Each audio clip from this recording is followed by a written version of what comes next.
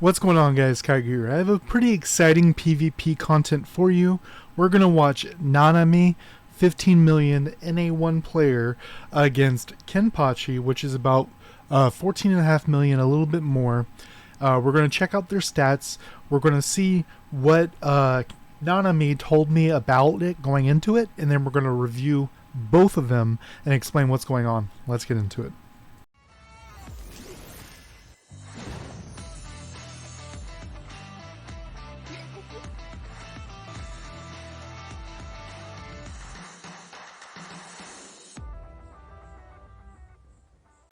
Alright guys, so we'll go pretty quickly through what we got going on here with Nanami, and they told me that Kenpachi has pretty similar stats. Primarily the big differences will be maybe a level or two of spirit infusions and some house stuff, which, I mean, it's going to raise base stats, but in general it's going to be pretty similar. We're looking at Sword Book, Gladiator Priest. We're looking at level 12 Pierce Attack, level 12 God Bless, which means all of them are 6s. This is what you should be striving for. We're also looking at level 10 Holy. Second page stats, 400% crit rate, 100% crit damage, 500% crit immunity, 320 block, 100 block reduction, which is a lot is coming from IOs and things like that, 300% break, 110% pierce and protection, 240 damage increase, 200 damage reduction, 65% HP steal rate. Second page stats, we're primarily caring about roughly 20% PvP damage increase and 60% PvP damage reduction, as well as, this is a big thing that people have started working on now that they understand what this really translates into. We have 110% debuff mastery, that is damage increase if the opponent is debuffed, and then 100% debuff resistance, that is damage reduction if you are debuffed. So this ends up being some stats that people are really focusing on nowadays.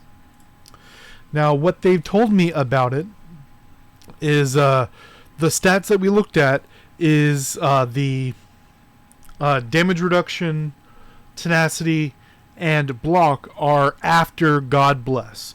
But these are going to be the stats that we see during battle. So this is level 12 God Bless stats.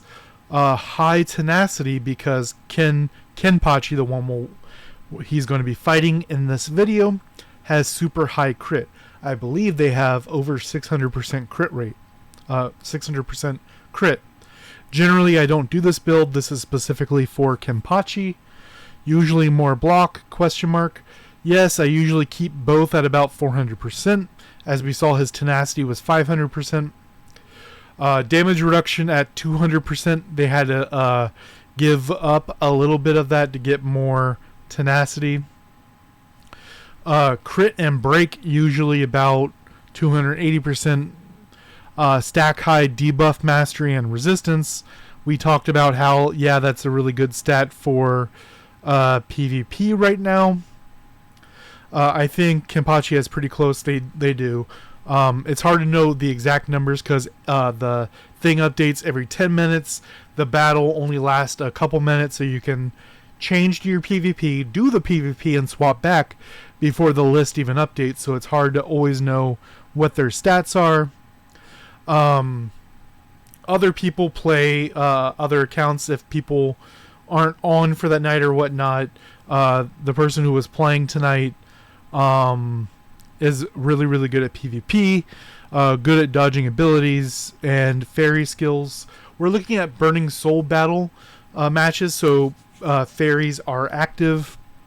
I said that debuff mastery and resist are really great in 1v1 with fairies. Agreed, and then said the ability of it saved the dash for when I use skills to get out of them. Then he could dash or run away. I said, yeah, this is the ability. Awesome PvP control in the first round. You'll see in the first match, pretty much like you see how we PvP at the Kraken level. Hope you like it, LOL. So let's jump into it. We got 2 matches, Burning Soul Battle with the poison effect that makes you lose 1% HP every second. Let's get into it. Alright guys, we're going into the first match right here. Kenpachi even has 1 level above him, just by a little bit, as you see. It looks like we're using Cat for this. Remember that gets rid of debuffs on CC on you, as well as recharges your dodges. We'll probably end up using it on our sword because that will be a 3rd dodge.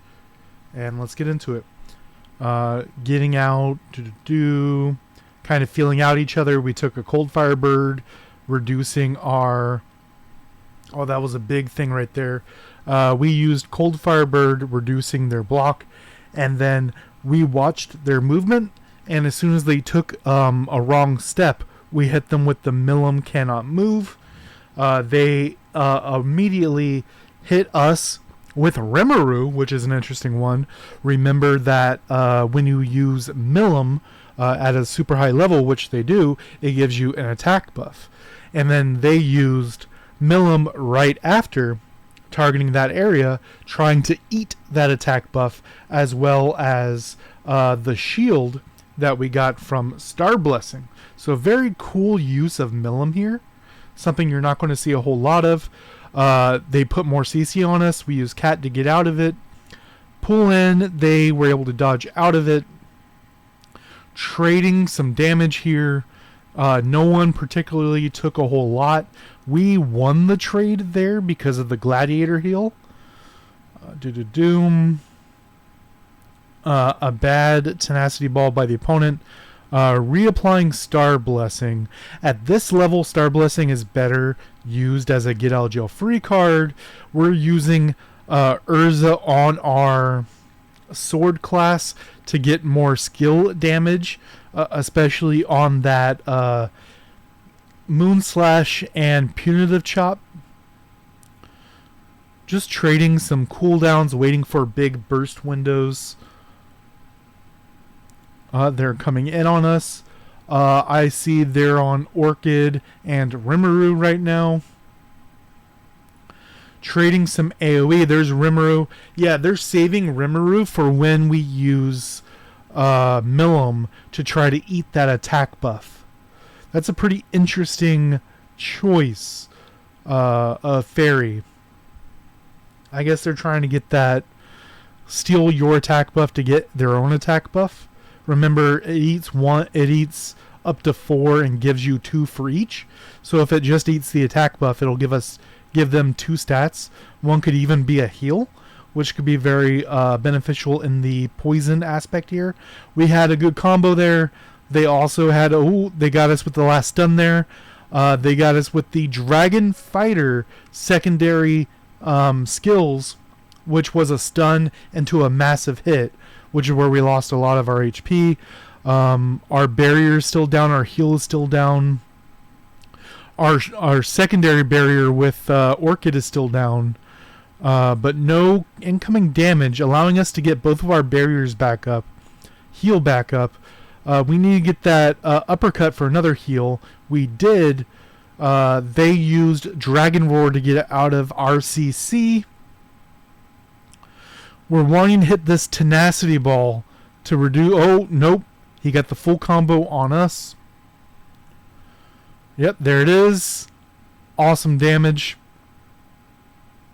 Showing the true power of Dragon Fighter from Kenpachi.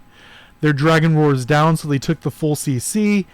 But then we got CC'd, forcing us to get hit by... Yep. Forced us to get hit by the Rimuru, which took out our shield and then got us with the final hit.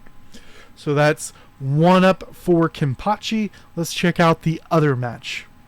Alright, so it looks like this recording started a couple seconds after the match started.